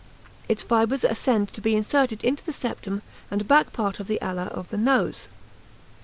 It lies between the mucous membrane and muscular structure of the lip. The dilator naris posterior is placed partly beneath the quadratus labii superioris. It arises from the margin of the nasal notch of the maxilla and from the lesser alar cartilages, and is inserted into the skin near the margin of the nostril. The dilator naris anterior is a delicate fasciculus, passing from the greater alar cartilage to the integument near the margin of the nostril. It is situated in front of the preceding. Variations. These muscles vary in size and strength or may be absent. Nerves. All the muscles of this group are supplied by the facial nerve. Actions. The procerus draws down the medial angle of the eyebrows and produces transverse wrinkles over the bridge of the nose.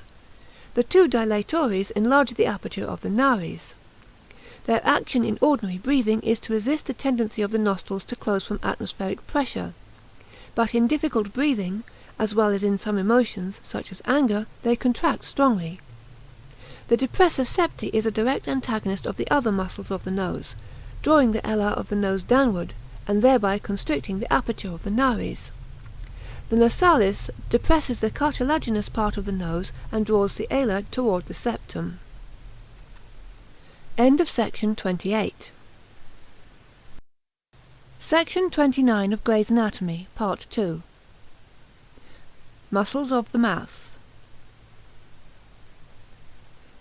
4d. The muscles of the mouth.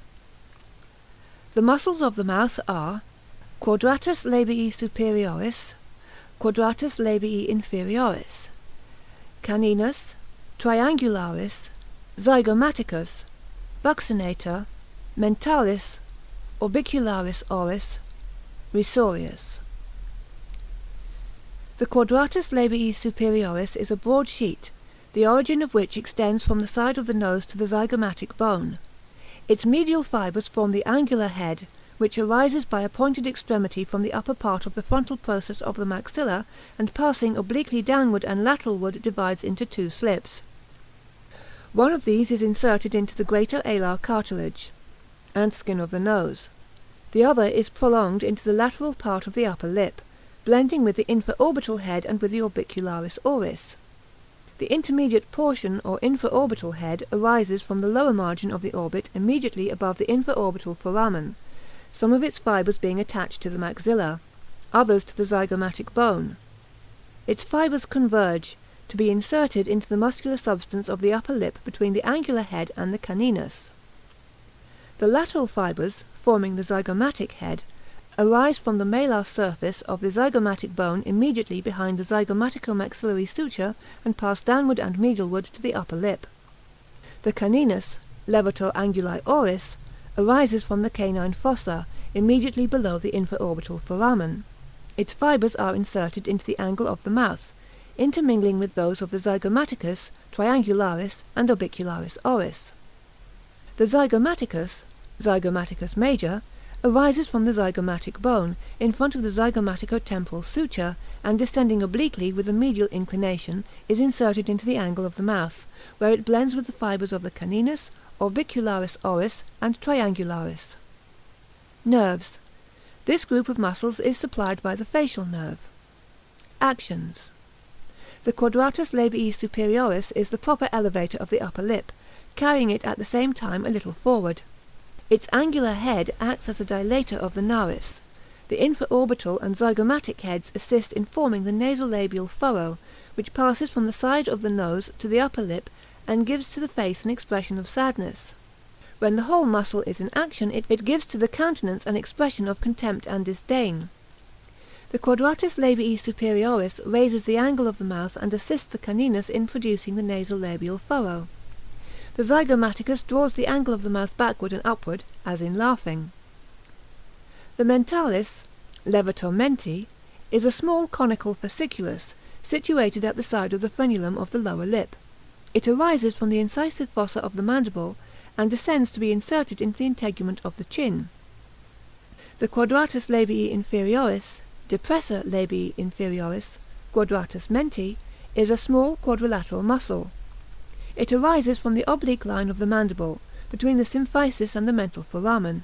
It passes upward and medialward, to be inserted into the integument of the lower lip, its fibres blending with the orbicularis oris and with those of its fellow of the opposite side.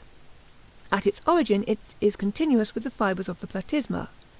Much yellow fat is intermingled with the fibres of this muscle. The triangularis, depressor anguli oris, arises from the oblique line of the mandible, whence its fibres converge, to be inserted, by a narrow fasciculus, into the angle of the mouth.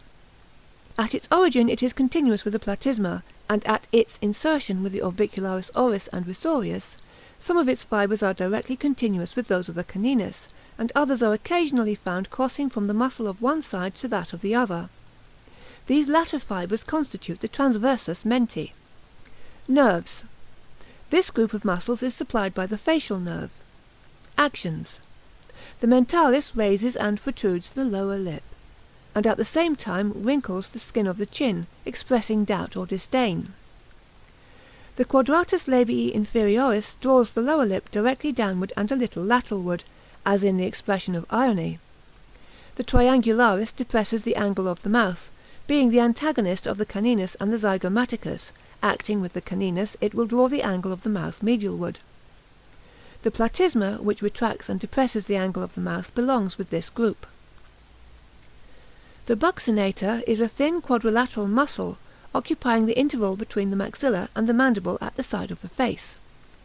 It arises from the outer surfaces of the alveolar processes of the maxilla and mandible, corresponding to the 3 molar teeth, and behind from the anterior border of the pterygomandibular raphe, which separates it from the constrictor pharyngis superior.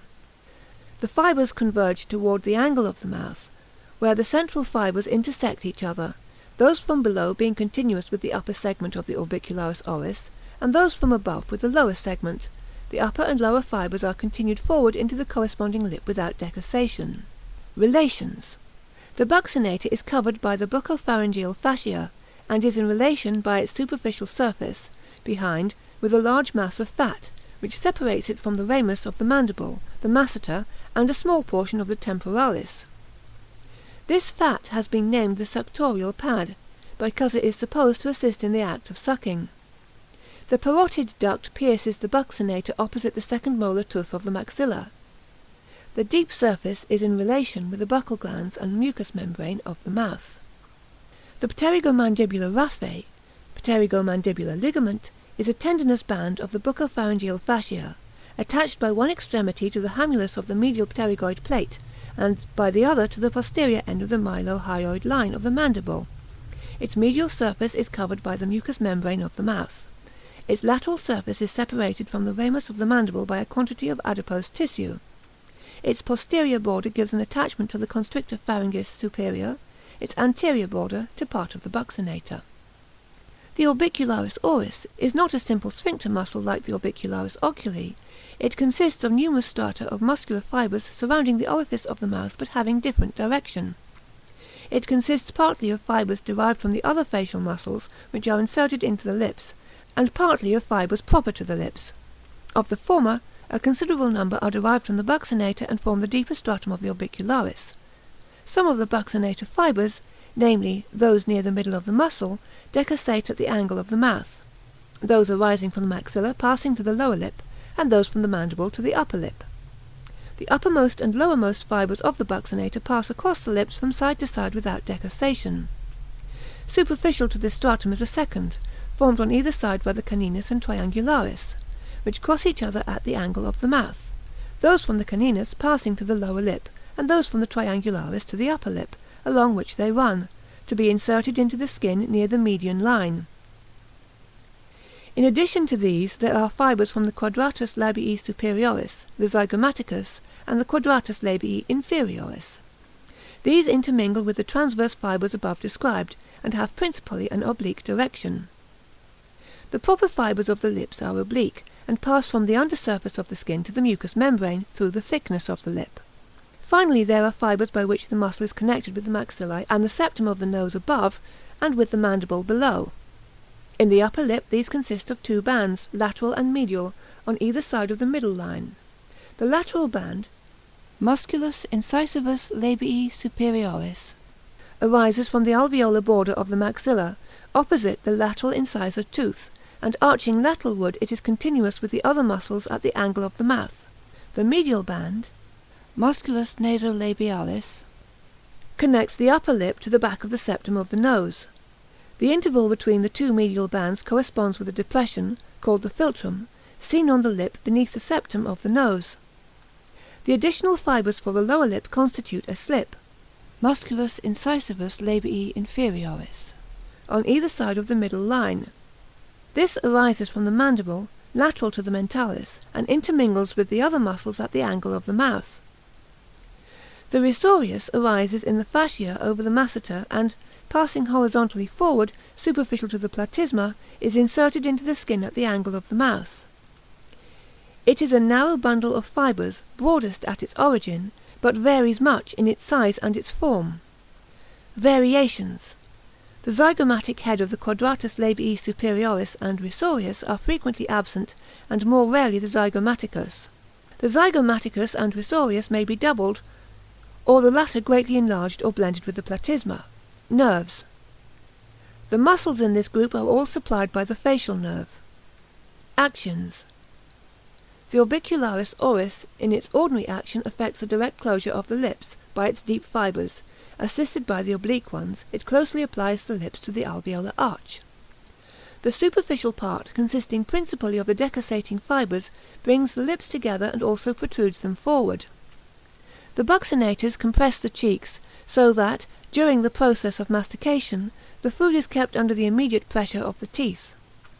When the cheeks have been previously distended with air, the buccinator muscles expel it from between the lips, as in blowing a trumpet.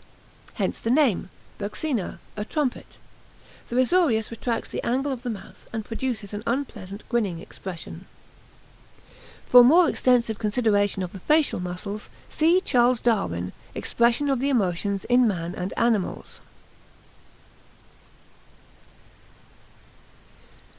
End of section 29. Section 30 of Gray's Anatomy, Part 2. The muscles of mastication. The chief muscles of mastication are masseter, temporalis, pterygoides externus, and pterygoides internus. Parotidiomasseteric fascia. Masseteric fascia. Covering the masseter, and firmly connected with it, is a strong layer of fascia derived from the deep cervical fascia. Above, this fascia is attached to the lower border of the zygomatic arch, and behind it invests the parotid gland. The masseter is a thick, somewhat quadrilateral muscle consisting of two portions, superficial and deep. The superficial portion, the larger, arises by a thick, tendinous aponeuroses from the zygomatic process of the maxilla, and from the anterior 2/3 of the lower border of the zygomatic arch. Its fibers pass downward and backward, to be inserted into the angle and lower half of the lateral surface of the ramus of the mandible. The deep portion is much smaller and more muscular in texture. It arises from the posterior third of the lower border and from the whole of the medial surface of the zygomatic arch. Its fibers pass downward and forward, to be inserted into the upper half of the ramus and the lateral surface of the coronoid process of the mandible. The deep portion of the muscle is partially concealed, in front by the superficial portion. Behind, it is covered by the parotid gland. The fibers of the two portions are continuous at their insertion. Temporal fascia. The temporal fascia covers the temporalis muscle.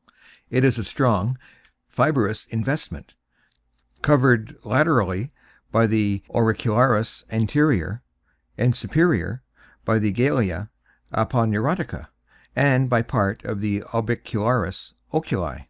The superficial temporal vessels and the auriculotemporal nerve cross it from below upward.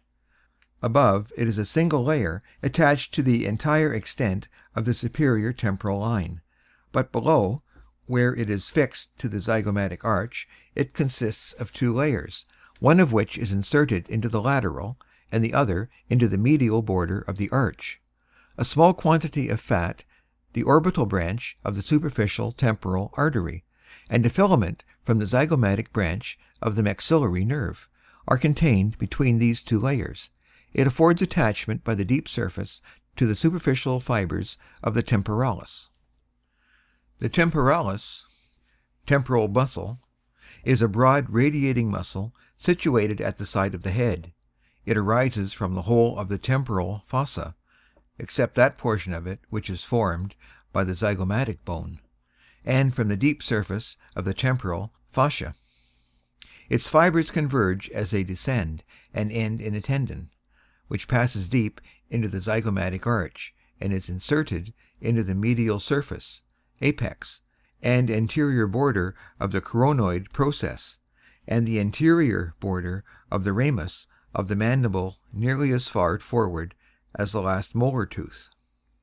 The pterygoides externus, external pterygoid muscle, is a short, thick muscle, somewhat conical in form, which extends almost horizontally between the infratemporal fossa and the condyle of the mandible. It arises by two heads, an upper from the lower part of the lateral surface of the great wing of the sphenoid and from the infratemporal crest, a lower from the lateral surface of the lateral pterygoid plate. Its fibers pass horizontally backward and lateralward, to be inserted into a depression in front of the neck of the condyle of the mandible, and into the front margin of the anticular disc of the temporomandibular articulation. The pterygoides internus, internal pterygoid muscle, is a thick quadrilateral muscle. It arises from the medial surface of the lateral pterygoid plate and the groove surface of the pyramidal process of the palatine bone. It has a second slip of origin from the lateral surfaces of the pyramidal process of the palatine and tuberosity of the maxilla. Its fibers pass downward, lateralward, and backward, and are inserted by a strong tendinous lamina into the lower and back part of the medial surface of the ramus and angle of the mandible, as high as the mandibular foramen. Nerves. The muscles of mastication are supplied by the mandibular nerve. Actions. The temporalis, masseter, and pterygoides internus raise the mandible against the maxillae with great force. The pterygoides externus assists in opening the mouth, but its main action is to draw forward the condyle and articular disc so that the mandible is protruded and the inferior incisors projected in front of the upper. In this action it is assisted by the pterygoides internus.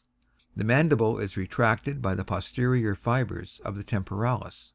If the pterygoidae internus and externus of one side act, the corresponding side of the mandible is drawn forward, while the opposite condyle remains comparatively fixed, and side-to-side movements, such as occur during the trituration of food, take place.